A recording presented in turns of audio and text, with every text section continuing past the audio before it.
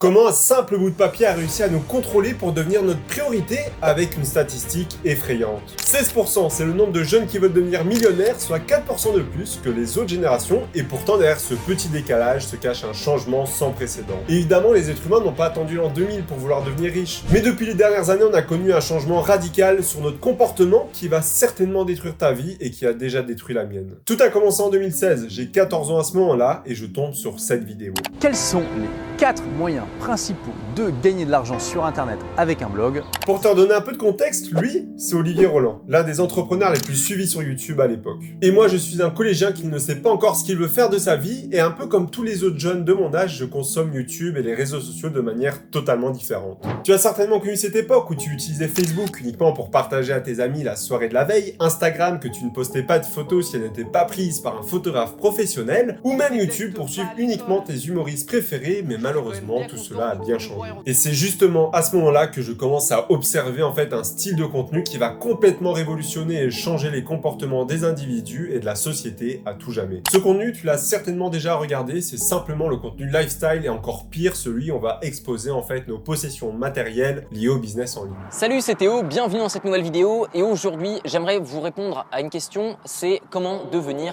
millionnaire.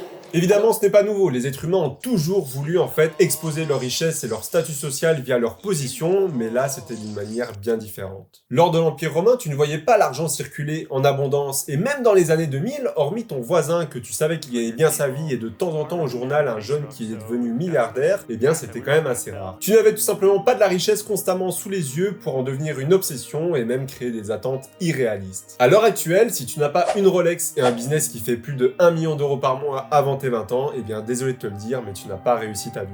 En tout cas, ça c'est selon la norme des réseaux sociaux. J'ai 23 ans, bientôt 24, pourtant mon business génère plus de 4312 € par jour. Et depuis Dubaï, je vais vous révéler chaque mois l'envers du décor de mon business. Et cette nouvelle norme n'est pas sans conséquence, de plus en plus de jeunes veulent justement avoir cette Rolex au poignet, des business passifs, mais pas que.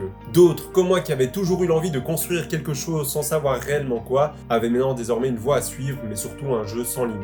Et c'est justement comme ça que des milliers, voire des millions de personnes dont moi avons commencé à lancer notre premier business en ligne qui certes était plus ou moins bancal. Et de mon côté, j'avais commencé en lançant un e-commerce en vendant des casquettes en ligne dans un but extrêmement précis. Pouvoir faire mes premières expériences dans le business, et malheureusement, comme beaucoup d'autres, je suis tombé dans une mode controversée. C'est de vous expliquer exactement comment vous pouvez profiter de ça rapidement et générer vos premiers milliers d'euros grâce au dropshipping, grâce à Shopify, le plus vite possible. Et si pour beaucoup le dropshipping sonne comme une arnaque ou les formations en ligne à 3 999 €, pour moi à l'âge de 14 ans il a sonné comme une remise en question. Moi qui pensais que j'allais devoir faire des hautes écoles de commerce, devoir m'endetter sur des années pour devoir attendre 50 ans avant de lancer mon premier business physique et m'endetter à hauteur de 200 000 €, était maintenant de l'histoire ancienne. À partir de maintenant tu peux lancer un business avec 0 € et gagner beaucoup d'argent sans devoir faire des longues études, mais il y a un problème. C'est ce que je pensais justement quand j'ai lancé mon site e-commerce, que j'ai commencé le SMMA par la suite, mais le monde réel va très vite nous rattraper. La société veut te garder dans ses rangs, tes parents te disent que ce n'est pas réaliste, et pire que tout, tu n'es toujours pas millionnaire grâce à ton business. Alors je me suis rendu compte que de plus en plus de jeunes et moins jeunes suivaient des influenceurs business, certainement pour avoir une figure de référence, mais surtout une chose essentielle, ils voulaient apprendre à gagner de l'argent. Vous êtes obsédé par une question, et je comprends parce que j'ai passé mon enfance à être obsédé par cette question aussi, qui est comment gagner son premier million.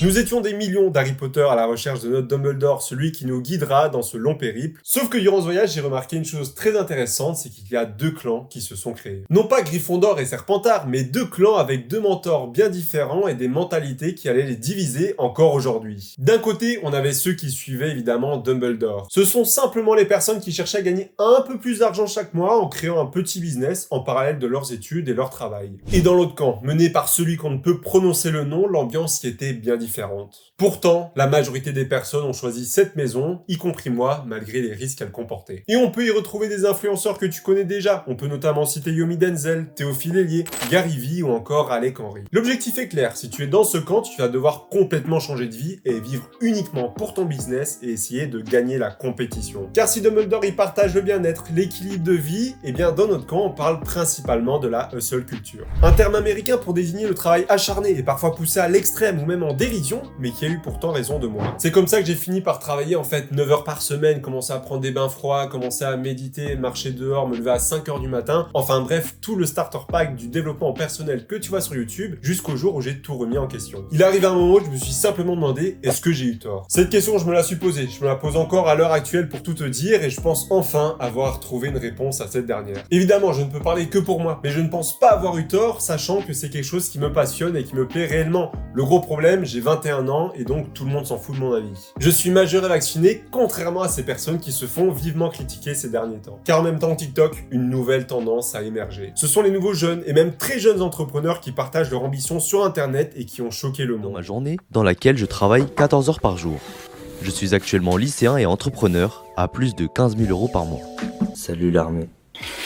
Des études ont démontré qu'une chambre bien rangée augmente la productivité. On les voit eux aussi avoir rejoint le clan de Voldemort en voulant se lever à 5 heures du matin, travailler sur leur business en ligne et faire le plus d'argent possible, sauf que le problème c'est que ça ne fait pas l'unanimité. Beaucoup de personnes, dont toi certainement, se demandent juste pourquoi. Pourquoi des enfants de 12 ans sont-ils matrixés par faire de l'argent et créer un business en ligne? Tu te dis peut-être même qu'ils sont en train de rater leur vie, comme les dizaines de commentaires qu'ils peuvent recevoir, mais personnellement je ne pense pas. L'effet des réseaux sociaux a certes provoqué de nouvelles passions et de nouveaux comportements chez les jeunes, mais est-ce qu'on se pose réellement la bonne question? Au lieu de se demander s'ils ratent réellement leur jeunesse, demandons-nous plutôt quelle est la réelle définition de la réussite financière. Car pour comprendre l'addiction à l'argent et pourquoi on en veut toujours plus, il faut d'abord savoir comment chacun va définir cette dernière. Évidemment, pour certains, ça sera uniquement posséder une maison, d'autres, ça sera toucher 10 000 € par mois, pour d'autres, devenir millionnaire. Évidemment, c'est personnel et d'ailleurs, ma définition n'est pas très courante. Car je n'ai tout simplement pas de définition. À la question, l'argent fait-il le bonheur? Je répondrai oui, car c'est simplement le résultat des choses qui me passionnent dans la vie en fait. Mais d'un autre côté, où est-ce que sera réellement ma limite? C'est plutôt ça la réelle question qui se cache derrière tout ça. Quand on voit Elon Musk, Jeff Bezos, ils ne travaillent plus pour l'argent, ils ont quelque chose d'autre qui les anime, qui est différent de l'argent et une vision que je partage. Et si finalement il ne fallait pas voir l'argent comme une finalité, mais plutôt comme un moyen? Comme je te le disais, ma vision de l'argent est très similaire à ces derniers, c'est-à-dire que je ne cours pas derrière ce dernier, mais c'est simplement une conséquence des actions que je mets en place. Si je mets en place les bonnes actions dans mon business, je gagne de l'argent. Et devine quoi, si je mets en place de plus en plus de bonnes actions, je vais gagner de plus en plus d'argent, ce qui est logique. Si tu vois la vie de cette façon, alors elle ne devient qu'un jeu, et l'argent n'est qu'un feedback pour savoir si tu as raison ou non. Et quand tu as raison, tu vas justement pouvoir débloquer de nouveaux niveaux et explorer des zones encore inexplorées. Et puis après tout, tu ne commences pas Pokémon en débloquant toute la carte et en pouvant vaincre tout le monde. Au contraire, tu vas devoir échouer, apprendre, essayer, avancer petit à petit. Et c'est du coup justement ce que j'ai décidé de faire avec mon business, mais pas que, parce que je le fais également avec ma roue de la fortune. C'est en fait le nom que j'ai donné à mon système qui va certainement me permettre un jour de devenir totalement autonome financièrement. Pour te la faire simple, c'est des actifs comme la bourse qui travaillent pour moi et qui s'auto-alimentent pour grossir et développer mes sources de revenus. D'ailleurs, si toi aussi tu veux investir en bourse dans des ETF, des actions du monde entier,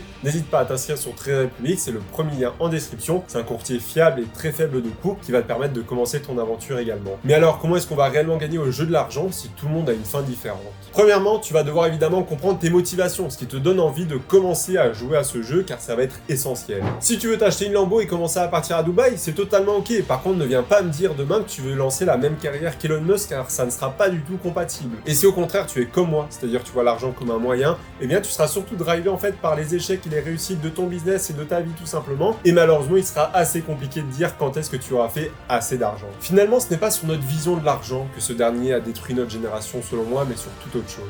C'est sur notre éthique de travail que l'argent a complètement changé depuis les dernières années. Donc si tu te poses la question, est-ce que je dois seulement travailler 4 heures par jour dans le clan de Dumbledore ou est-ce que tu dois rentrer dans le clan de Voldemort et travailler jusqu'à presque en faire un burn-out? Et bien malheureusement, seul toi connais la réponse et si tu ne la sais pas encore, la meilleure chose à faire sera de tester les deux. Alors oui, l'argent a détruit une génération, mais il en a surtout construit une nouvelle avec une discipline de travail et surtout des ambitions que personne n'avait auparavant à un si grand nombre. Et jusqu'à preuve du contraire, personne ne les oblige avec un flingue sur la tête à suivre cette tendance. D'ailleurs, si tu veux savoir exactement pourquoi est-ce que la retraite n'existera plus d'ici les prochaines années, je t'explique tout dans cette vidéo. On se retrouve juste derrière, à tout de suite.